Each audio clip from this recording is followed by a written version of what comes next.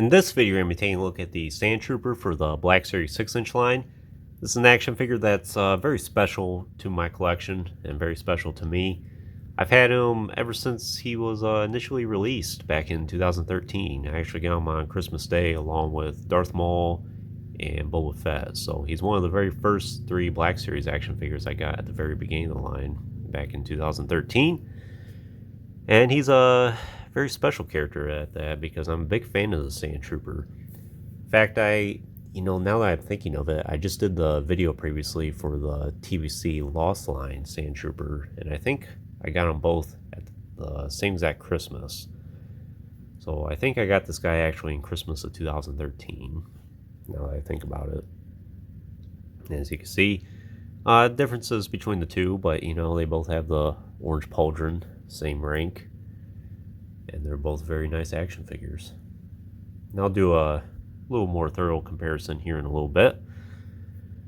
So this was the very first Stormtrooper mold, very first Sandtrooper, pretty much the first of everything we got from the Black Series for this particular trooper type. It's a very nice action figure. What more can I say about it? Of course, this was the black and orange packaging back in the day. And it did have a lot of releases following this. There's one that came with the white pauldron, I think, with the dewback, which was a pretty nice set. I wouldn't mind owning that at some point. I think it's kind of expensive now, though. Then there was another one that came out in the very beginning of the blue and black packaging, the TIE Fighter package, in 2014. And it's the same exact action figure as this, other than it has a black pauldron, I think. And as far as Sandtroopers are concerned, I think those are pretty much the main releases. I'm trying to think if there's any other repacks or anything of that sort along the way, and nothing's coming to mind for me. Those are the main ones. But this is probably the more sought after one because most people are probably going to want the Sandtrooper with the orange pauldron since he's basically the leader of the group. And this is and it's just a very nice action figure. Let's go and take a closer look at him. So the helmet sculpt is phenomenal. For a very first attempt, Hasbro really knocked it out of the park. The lenses look good. The brow looks good. There's a little bit of a space between the lenses and the brow. He does have the black lines painted on the mouth there. Helmet, nice proportions all around. Not sure how accurate the blue is on the helmet there for those patches.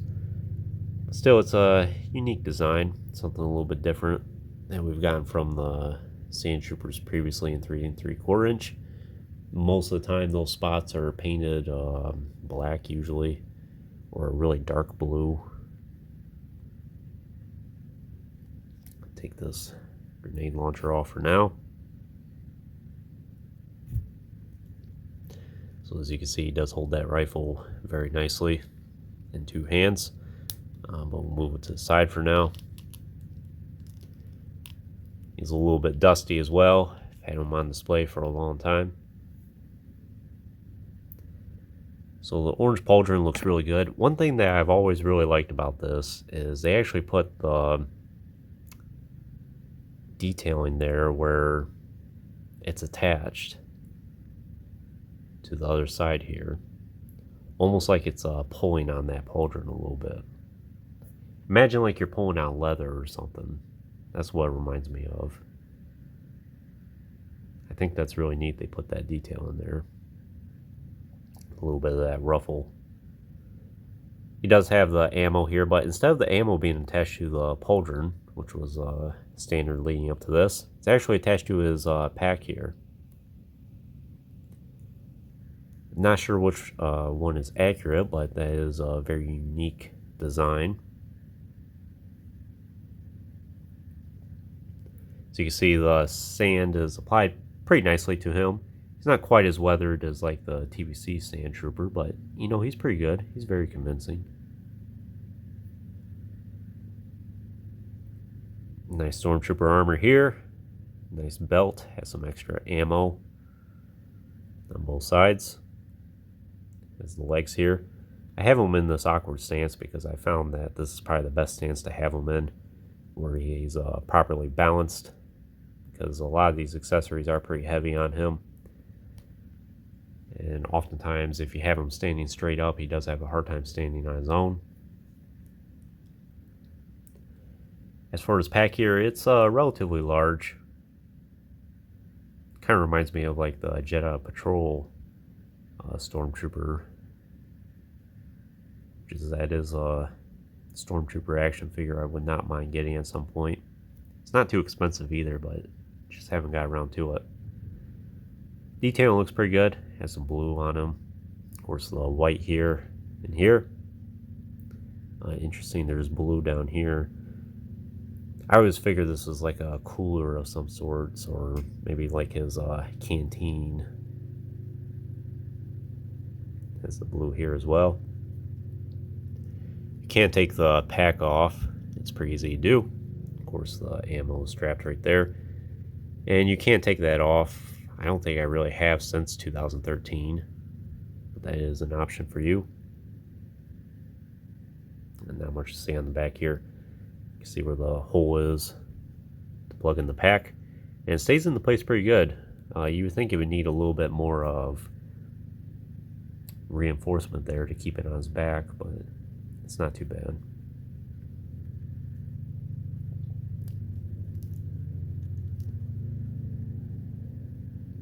So in terms of articulation, it's phenomenal. He does have the double joint at the head. He has the ball hinge at the top of the head there, and then he does have a hinge at the base of the neck, allow for extra mobility. Hinge at the shoulders, and then a swivel bicep there. Is that technically a double hinge at the elbow? Yeah, that is. But it's a little awkward though because of the way the Stormtrooper armor is, but I think that is technically a double hinge. He does have a hinge at the wrist, joint at the torso, and of course hinged hips, then swivel thigh, then double hinge at the knee, which is pretty standard at the time, then the rocker ankles. So phenomenal articulation for this guy. I'm not sure how well he sits on a dewback, but I imagine he sits pretty good. Maybe on the Sandtrooper that comes with the dewback, they took off the extra ammo pouches here. I'm not sure. I'd have to go back and take a look at that. I do recall seeing the second release with the black pauldron in retail at the time, but I never did get it. So in terms of his accessories, like I mentioned, he does come with a lot of them. He does have the Stormtrooper longer rifle here, which is the one I'm the biggest fan of. He holds it very nicely in his hand. There's some nice metallic look to it, especially at the end here. And as you can see at the beginning of the video, he does hold it well in both hands. And his hand there does have a trigger finger, and it does fit nicely around the trigger. It's not quite on the trigger either. It's just off enough where most of the time when you're holding a rifle, you're supposed to keep your finger off the trigger until on target and ready to shoot. It's one of the typical weapon safety rules out there.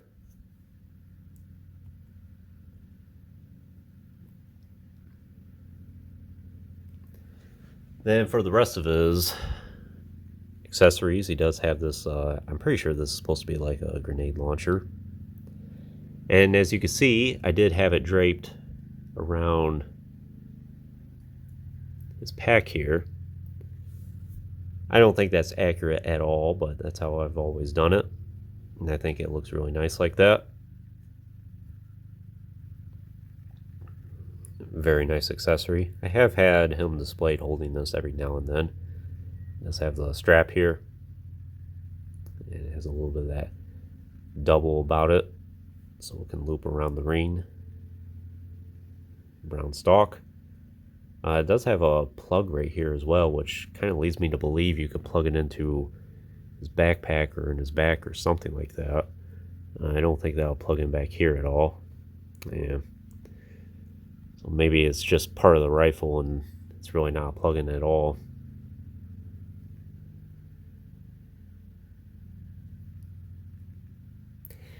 Then he does come with an E11. This is not the E11 he comes with. I just borrowed this from A New Hope Leia.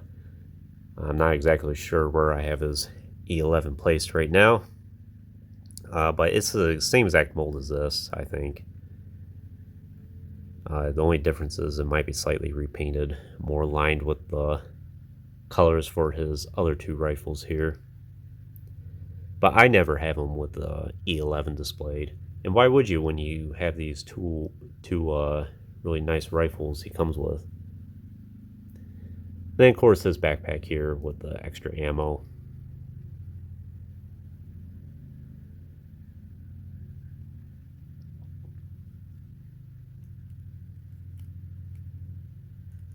And like I said, plugs in nicely in his back. And it fits pretty good.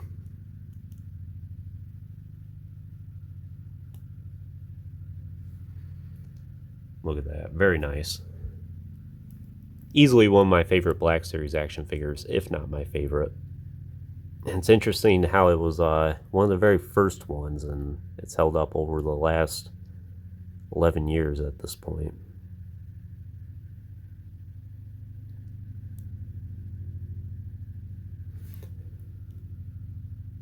And we'll go ahead and bring out his TBC counterpart here real quick. See significant differences between the two, but I'm happy with both styles of the action figure. I'm happy they're both a part of my collection. I'll bring out a couple other Sandtroopers here. In fact, while I'm thinking about it, I may do a Sandtrooper collection video here really soon of all the ones I have. I don't have all the Sandtroopers Hasbro's ever made, but I'm pretty close, and I have most of them. They all look really good together.